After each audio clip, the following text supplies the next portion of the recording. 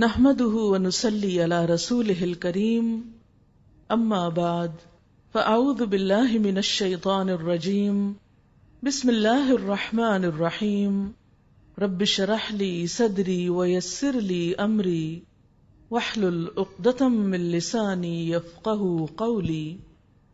رمضان المبارک کی آمد ہے۔ اللہ کا لاکھ لاکھ شکر ہے کہ اس نے ہمیں زندگی میں ایک بار پھر موقع عطا کیا کہ ہم اس کی رحمتوں سے مستفید ہو سکیں۔ کتنے ہی لوگ ایسے تھے جو پچھلے رمضان میں ہمارے ساتھ شریک تھے، یعنی اس دنیا میں موجود تھے، لیکن انہیں یہ رمضان اب نہ مل سکے گا۔ وہ اس بابرکت مہینے کی آمد سے پہلے ہی دنیا سے رخصت ہو چکے، اور ہم نہیں جانتے کہ آئندہ ہمارے لیے ابھی کتنے مواقع باقی ہیں۔ عقل مند انسان وہ ہے جو اپنے وقت کی قیمت جانے، جو اس زندگی سے فائدہ اٹھائے اور اس میں آنے والے بابرکت لمحات اور نیکیوں کے مواقع کو ہاتھ سے نہ جانے دے۔ یہ مہینہ بہت بابرکت مہینہ ہے۔ ہمیں اس کے شروع ہونے سے پہلے اس کے لیے تیاری کرنی چاہیے۔ ہم دیکھتے ہیں کہ زندگی میں جو بھی اہم موقع آتا ہے ہم اس کے لیے خاص اہتمام کرتے ہیں، اس کی تیاری کرتے ہیں۔ کہیں شادی کا موقع ہو، مہینوں پہلے اس کے لیے تیاری ہوتی ہے۔ سب عزیز دوست رشتہ دار اس خاص موقع کے لیے ایک دوسرے کے مددگار ہوتے ہیں، مل جل کر اس کے لیے کام کاج کرتے ہیں، ذہنی طور پر بھی اور عملی طور پر بھی۔ بچوں کے امتحانات ہوں تو صرف وہ خود ہی تیاری نہیں کرتے، والدین بھی ساتھ تیاری کرتے ہیں، باقی تمام کام کاج چھوڑ کر اور مصروفیات چھوڑ کر اس اہم موقع کے لیے تیار ہوتے ہیں۔ اسی طرح اور بھی بہت سی چیزیں ہم دن رات دیکھتے ہیں کہ خاص طور پر جو چیزیں ہماری زندگی میں بہت اہمیت کی حامل ہوتی ہیں ان کے لیے ہم پہلے سے انتظار کرتے ہیں، تیاری کرتے ہیں، اور جو کام جتنی تیاری کے ساتھ کیا جائے اتنا ہی عمدہ طریقے سے ہو سکتا ہے۔ تو آئیے ہم بھی رمضان کی تیاری کرتے ہیں۔ عن ابی ہریرہ رضی اللہ عنہ عن رسول اللہ صلی اللہ علیہ وسلم قال اذا كانت اول لیلۃ من رمضان صفدت الشیاطین ومردت الجن وغلقت ابواب النار فلم يفتح منها باب وفتحت ابواب الجنة فلم يغلق منها باب ونادى مناد يا باغي الخير اقبل ويا باغي الشر اقصر ولله عتقاء من النار وذلك في كل ليلة رواہ ابن ماجہ۔ حضرت ابو ہریرہ رضی اللہ تعالی عنہ سے روایت ہے کہ نبی صلی اللہ علیہ وسلم نے فرمایا، جب رمضان کی پہلی رات آتی ہے تو شیاطین اور سرکش جن باندھ دیے جاتے ہیں، جہنم کے سارے دروازے بند کر دیے جاتے ہیں، ان میں سے کوئی ایک دروازہ بھی کھلا نہیں رکھا جاتا، اور جنت کے سارے دروازے کھول دیے جاتے ہیں۔ اس سے آپ دیکھیں کہ کتنا اہتمام ہوتا ہے عرش پر بھی، اللہ تعالیٰ کے ہاں بھی۔ یعنی زمین میں تو نیکیوں کا موسم بہار آتا ہی ہے، لیکن وہاں بھی اس کی قدردانی میں خاص اہتمام ہوتا ہے۔ اور ایک منادی کرنے والا یعنی ایک فرشتہ اعلان کرتا ہے، یا باغی الخیر اقبل، اے نیکی کے طلبگار آگے بڑھو، و یا باغی الشر اقصر، اور اے برائیوں کے کرنے والے رک جاؤ، یہ تو نیکی کا موقع ہے، رک جاؤ۔ وَلِلَّهِ عُتَقَاءُ مِنَ النَّارِ وَذَلِكَ فِي كُلِّ لَيْلَةٍ، اور رمضان کی ہر رات کو اللہ تعالیٰ لوگوں کو جہنم سے آزاد کرتے ہیں۔ آپ خود سوچئے کہ ہمارے پاس ایک ایسا مہینہ آ رہا ہے کہ جس میں ہر رات بہت سے لوگ جہنم سے آزاد ہوں گے۔ دنیا کے جیل خانے سے آزادی کے موقع پر کتنی خوشی کوئی منا سکتا ہے، دنیا کی کسی تکلیف اور قید سے رہائی پر، تو وہ لوگ کہ جو اپنے برے اعمال کی وجہ سے جہنم میں جانے والے ہوتے ہیں، اس مہینے کے آنے پر جب توبہ استغفار کرتے ہیں، نیک کام کرتے ہیں، تو وہ اہل جنت میں سے ہو جاتے ہیں۔ ایک اور حدیث میں آتا ہے، عن ابی ہریرہ قال قال رسول اللہ صلی اللہ علیہ وسلم اذا دخل رمضان فتحت ابواب الجنہ وغلقت ابواب جہنم وسلسلت الشیاطین۔ حضرت ابو ہریرہ رضی اللہ تعالی عنہ سے روایت ہے، نبی صلی اللہ علیہ وسلم نے فرمایا، جب رمضان آتا ہے تو جنت کے دروازے کھول دیے جاتے ہیں، جہنم کے دروازے بند کر دیے جاتے ہیں اور شیاطین باندھ دیے جاتے ہیں، یعنی بندوں کو آزادی کے ساتھ نیک کام کرنے کا موقع اور ماحول عطا کیا جاتا ہے۔ یہ موقع اور ماحول پورے سال نہیں ملتا جو اس مہینے میں نصیب ہوتا ہے، لہٰذا اس سے خوب فائدہ اٹھانا چاہیے۔ پھر اسی طرح جنت کے نہ صرف یہ کہ دروازے کھلتے ہیں، جنت کو سجایا جاتا ہے، تیار کیا جاتا ہے، جیسے ہم خاص مواقعوں پر، کسی شادی کے موقع پر، عید پر یا کسی اور فنکشن پر خصوصاً گھر کی صفائی کرتے ہیں، بالکل اسی طرح جنت کو اس مہینے میں سجایا جاتا ہے۔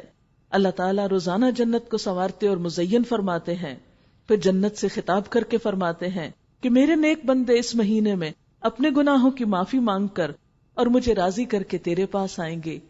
یعنی نیکی کرنے والوں کے لیے زمین پر لوگ نیکیوں میں دوڑ رہے ہوتے ہیں، راتوں کو جاگ رہے ہیں، دن کو روزہ رکھ رہے ہیں، اور وہاں ان کے لیے جنت سجائی جا رہی ہے۔ گویا زمین و آسمان اس خوشی میں شریک ہوتے ہیں کہ اللہ کے بندے، اللہ کی مخلوق اللہ کی طرف رجوع کر رہی ہے، اس کی طرف پلٹ رہی ہے، نیکیوں کی طرف دوڑ رہی ہے۔ پھر اسی طرح روزے دار کے لیے جنت میں خصوصی دروازہ ہے۔ حضرت سہل بن سعد سے روایت ہے کہ رسول اللہ صلی اللہ علیہ وسلم نے فرمایا، ان فی الجنۃ بابا یقال له الریان يدخل منه الصائمون یوم القیامہ لا يدخل منه احد غیرهم۔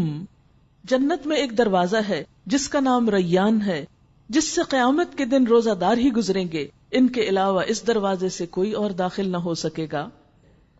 اس مہینے میں مومن کی روزی بڑھا دی جاتی ہے اور جہنم سے رہائی کے لیے بہت سے مواقع دیے جاتے ہیں۔ اب جب کہ ہمارے پاس اتنی رحمتوں اور برکتوں والا مہینہ آ رہا ہے تو ہمیں اس میں کچھ مخصوص کام کرنا ہے۔ وہ کیا کام ہے؟ بات یہ ہے کہ ہمارا دین دو اہم چیزوں پر مشتمل ہے، ایک طرف حقوق اللہ ہیں، دوسری طرف حقوق العباد ہیں، ایک طرف عبادات ہیں اور دوسری طرف بندوں کی خدمت ہے۔ نبی صلی اللہ علیہ وسلم کے خطبے سے ہمیں ایک طرف عبادات کا شوق دیا گیا اور اسی خطبے کے اندر انسانوں کے ساتھ ہمدردی کا بھی سبق دیا گیا، اور انسانوں کے اس طبقے کے ساتھ جو سب سے مظلوم طبقہ تھا، یعنی غلاموں کا طبقہ، ان کے ساتھ خیر اور بھلائی کا حکم دیا گیا۔ تو آئیے دیکھتے ہیں کہ ہمیں پھر کیا کچھ کرنا ہے۔ حقوق اللہ میں سے یعنی عبادات میں سے سب سے پہلی چیز تو خود روزہ ہے۔ قرآن پاک میں اللہ سبحانہ وتعالی فرماتے ہیں، یا ایھا الذین آمنوا کتب علیکم الصیام کما کتب علی الذین من قبلکم لعلکم تتقون۔ اے لوگو جو ایمان لائے ہو، تم پر روزے فرض کیے گئے جس طرح تم سے پہلے لوگوں پر فرض کیے گئے تھے، لعلکم تتقون، تاکہ تم متقی ہو جاؤ، تاکہ تمہارے اندر تقوی پیدا ہو۔ یہ تقوی کیا چیز ہے جس کے لیے یہ روزہ فرض کیا گیا ہے؟ تقوی دل کی ایک خاص کیفیت کا نام ہے۔ آپ صلی اللہ علیہ وسلم نے دل کی طرف اشارہ کر کے فرمایا تھا، التقوی ہا ہنا، التقوی ہا ہنا، التقوی ہا ہنا، تقوی یہاں پر ہے، تقوی یہاں پر ہے، تقوی یہاں پر ہے۔ کیا ہے تقوی جو دل میں ہے؟ یہ دراصل ایک خاص احساس کا نام ہے، شعور کی بیداری کا نام ہے۔ کس بات کا شعور جاگتا ہے اس تقوی میں؟ کہ مجھے اللہ کی اطاعت کرنی ہے، مجھے سنبھل کر یہ زندگی بسر کرنی ہے، مجھے ایسے کاموں سے بچنا ہے جس سے اللہ تعالیٰ ناراض ہوتا ہے، مجھے اپنی عبادات میں بھی توجہ کرنی ہے، مجھے اپنی ذمہ داریوں کو بھی نبھانا ہے۔ گویا ایک زندگی وہ ہوتی ہے جو غفلت کی زندگی ہے، اور دوسری زندگی وہ جو شعور کی زندگی ہے، جو ایک حساس دل گزارتا ہے۔ تقوی دراصل ہمارے اسی احساس کو زندہ کرتا ہے۔ دن بھر جب ہم روزہ رکھتے ہیں، کھانے پینے سے گریز کرتے ہیں، شدید بھوک بھی ہو، کھانا سامنے بھی ہو، تو ہمیں فوراً خیال آتا ہے میں روزے سے ہوں، مجھے نہیں کھانا۔ آپ تنہائی میں ہوں، کوئی آپ کو نہ دیکھ رہا ہو، شدید پیاس سے ہوں، لیکن ایک قطرہ پانی کا اپنے حلق کے اندر نہیں جانے دیتے. یہ کیسے ہو سکتا ہے؟ وہی شخص یہ کر سکتا ہے کہ جو ہوش و حواس رکھتا ہے، جو سوچ سمجھ رکھتا ہے، جو شعور رکھتا ہے، جس کا دل زندہ ہے، جس کا ضمیر مردہ نہیں ہو چکا، جس کو اپنے رب کے حاضر و ناظر ہونے کا یقین ہے. رمضان کے 30 دن دراصل ہماری ٹریننگ کرتے ہیں کہ اے بندہ مومن، صرف رمضان میں نہیں، بعد میں بھی تم روزے کی حالت میں ہو. تمہیں تو ساری زندگی ہی روزہ رکھنا ہے. یہ تو مخصوص قسم کا روزہ ہے جس میں صرف حلال چیزوں کو چھوڑا جاتا ہے. کھانا پینا حلال ہے، بیوی حلال ہے، لیکن اللہ کے حکم سے اس سے رک رہے ہو، کیونکہ صوم کا مطلب ہی رک جانا ہے. تو اگر اللہ کے حکم سے تم حلال سے رک سکتے ہو تو اللہ ہی کی خاطر، اسی کی محبت میں، اسی کی خوشی میں، اسی کی رضا میں حرام سے بھی بچ جاؤ، اس سے بھی رک جاؤ. یہی تقویٰ ہے. تقویٰ صرف ہماری ظاہر کی آنکھیں نہیں، دل کی آنکھیں بھی کھول دیتا ہے. اور اللہ تعالیٰ چاہتے یہی ہے کہ امت مسلمہ ایک باشعور زندگی بسر کرے، غفلت کی نہیں، جانوروں کی طرح نہیں، کیونکہ اللہ کے نزدیک وہ لوگ بدترین مخلوق ہیں جو سوچ سمجھ سے کام نہیں لیتے.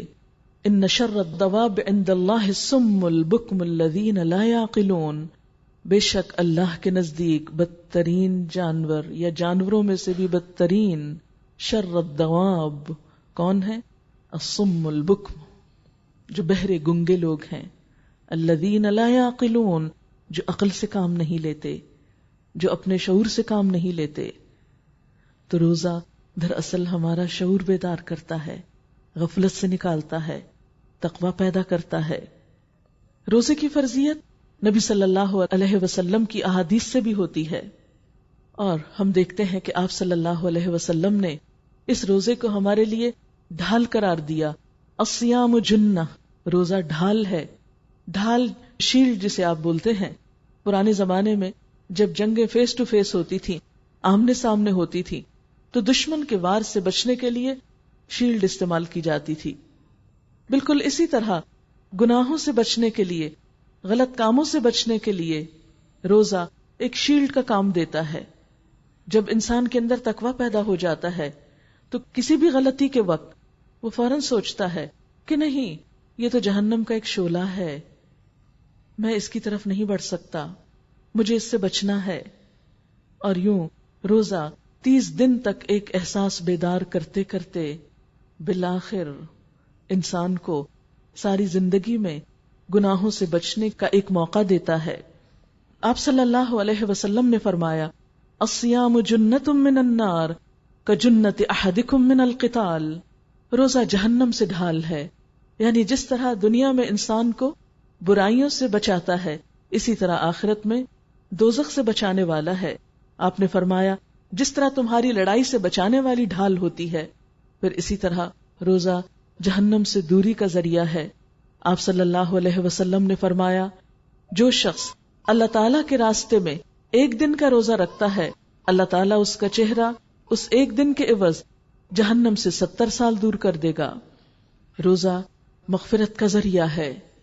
آپ صلی اللہ علیہ وسلم نے فرمایا، من صام رمضان ایمانا و احتسابا غفر له ما تقدم من ذنبه. جس نے ایمان اور احتساب یا ثواب کے نیت کے ساتھ روزے رکھے، اللہ تعالیٰ اس کے پچھلے گناہوں کو معاف کر دیں گے. گناہوں کی وہ آگ جو ہم نے 11 مہینے بھڑکائی، اب موقع آ رہا ہے کہ اس میں روزہ رکھ کر اور روزے کا حق ادا کر کے اس آگ کو ٹھنڈا کر سکیں. اور روزہ نہ صرف یہ کہ انسان کو روحانی ترقی عطا کرتا ہے، تقویٰ دیتا ہے، اس کی تربیت کرتا ہے، بلکہ جسمانی طور پر بھی روزہ بہت مفید چیز ہے. انسان کے جسم کا اس پر حق ہے. ان لجسدک علیک حق. عام طور پر ہم سمجھتے ہیں کہ یہ حق جسم کو کھلا پلا کر دیا جاتا ہے یا بہت آرام کر کے دیا جا سکتا ہے. حالانکہ بسا اوقات جسم کا حق کھانے پینے سے رک کر دینا ہوتا ہے. اور روزہ دراصل جسم کا حق دینا بھی ہے. ہمارا معدہ دن میں سارا وقت کام کرتا ہے، ہم اسے چین نہیں لینے دیتے. کبھی کچھ کھا لیتے ہیں، کبھی پی لیتے ہیں، کبھی کچھ منہ میں ڈالتے ہیں، کبھی کچھ منہ میں ڈالتے ہیں. اس بیچارے کو آرام تو ملتا ہی نہیں. اور نہ صرف یہ کہ معدہ، بلکہ اس کے ساتھ جگر جیسی چیز جس کو غذا کے ہضم میں مدد دینے کے علاوہ 15 اور کام کرنے ہوتے ہیں. رمضان میں جب 10-12 گھنٹے کے لیے معدے کو سکون ملتا ہے، جگر کو کم کام کرنا پڑتا ہے، تو وہ زیادہ صحت مند ہو جاتے ہیں. یہ جسم کی زکوٰۃ بھی ہے.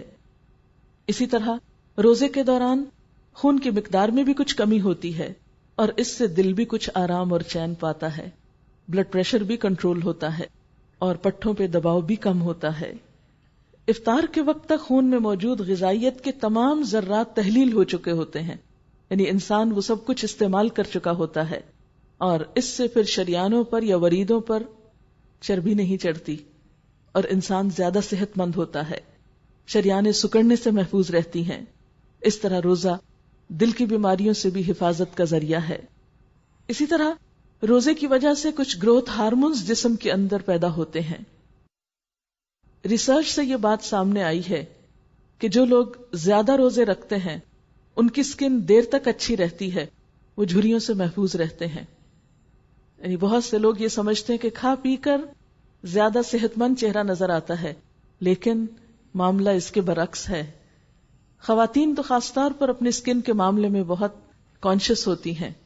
ان سب کے لیے ایک اچھی ٹپ ہے، لیکن یاد رکھیے کہ ہمیں صرف اس جسمانی فائدے کے لیے روزہ نہیں رکھنا، اصل تو اللہ کی رضا کی خاطر اللہ کے لیے نیت کر کے رکھنا ہے. لیکن جب کوئی شخص اللہ کا ہو جاتا ہے، اللہ کے لیے کوئی کام کرتا ہے، تو ایسا نہیں ہوتا کہ دنیا کا فائدہ اس کو حاصل نہیں ہوتا. بندہ مومن کی تو بہرحال پرائرٹی آخرت ہے، دنیا تو دوسرے نمبر پر آتی ہے. اس لیے اگر آپ اللہ کی خاطر ایک نیک کام کریں گے تو دنیا میں بھی اس کا فائدہ اٹھائیں گے. گروتھ ہارمونز جب بڑھتے ہیں جسم میں تو اس سے پٹھوں میں پروٹین بڑھتی ہے، اور فری فیٹی ایسڈز کی تیز حرکت کی وجہ سے پٹھوں کو توانائی مہیا ہوتی ہے. اسی طرح روزہ رکھنے سے خوراک کی توڑ پھوڑ کا بنیادی نظام میٹابولک ریٹ جو ہے وہ بھی معتدل رہتا ہے. اور بھی اس کے بے شمار فوائد بتائے گئے ہیں، لیکن اس وقت چونکہ موقع طبی فوائد بتانے کا نہیں، لیکن ہلکا سا ذکر کرنا مقصود تھا تاکہ انسان یہ جان سکے کہ ہمارا دین جب ہمیں کچھ سکھاتا ہے تو وہ صرف آخرت کے لیے نہیں، اس میں ہماری دنیا کا بھی فائدہ ہوتا ہے. بہت سے لوگوں کو یہ غلط فہمی ہوتی ہے کہ اگر ہم دین کی طرف آئیں گے یا دین کے لیے کچھ کام کریں گے تو شاید ہمیں دنیا مکمل طور پر بند کرنی پڑے یا دنیا ہم سے چھٹ جائے گی. نہیں، اللہ تعالیٰ ہی نے یہ دنیا بنائی ہے. وَلِلَّهِ الْآخِرَةُ وَالْأُولَى، یہ دنیا بھی اور آخرت بھی سب اللہ ہی کی ہے. اصل امتحان اس بات کا ہے کہ ہم جیتے کس کے لیے ہیں، قریب کی چیز کے لیے یا اس اصلی چیز کے لیے. اور ہم جو بھی کام کرتے ہیں اس میں فائدہ کس کا دیکھتے ہیں، صرف دنیا کا یا آخرت کا. آخرت ایک بلند منزل ہے. جو انسان بلندی کا سفر شروع کرتا ہے اس سے کم تر چیزیں، راستے کی چیزیں اسے ملتی چلی جاتی ہیں. وہ تو راستے میں آتی ہی ہیں، دنیا تو راستے میں آ جاتی ہے. لیکن جو شخص آخرت پر اپنی نظر رکھ کے جیتا ہے اور وہ قدم بقدم سفر کرتا چلا جاتا ہے، اسے وہ منزل بھی مل جاتی ہے اور راستے کے فائدے بھی اٹھا لیتا ہے. لیکن اگر کوئی شخص اپنا گول ہی ایسا رکھے کہ وہ صرف دنیا کے لیے جیے تو آخرت اس سے چھٹ سکتی ہے، وہ وہاں تک نہیں پہنچ سکتا. کوئی بھی شخص جو عاقل و بالغ ہو، جس پر روزہ فرض ہو چکا ہو، اس کے لیے لازم ہے کہ وہ اس مہینے سے خوب فائدہ اٹھائے اور چھوٹی چھوٹی بیماریوں کے بہانے کر کے یا محض خوف کا شکار ہو کر اس موقع کو ہاتھ سے نہ جانے دے. اور اس معاملے میں یہ بھی دیکھنا چاہیے کہ بعض اوقات ہم روزہ چھوڑنے کے لیے کسی ڈاکٹر سے فتویٰ لے آتے ہیں اور اس کے سہارے ہم روزہ چھوڑ دیتے ہیں. اس سلسلے میں بھی یاد رکھیے کہ دین ہمیں سکھاتا ہے استفت قلبک ولو افتوک، اپنے دل سے بھی فتویٰ مانگو، خواہ لوگ تمہیں فتویٰ دے دیں، خواہ ڈاکٹر صاحب یہ کہہ بھی دیں، لیکن پھر تم اپنے مزاج کو، اپنے آپ کو، اپنی صلاحیت کو زیادہ پہچانتے ہو کہ تم اپنے اوپر کتنی مشقت لے سکتے ہو.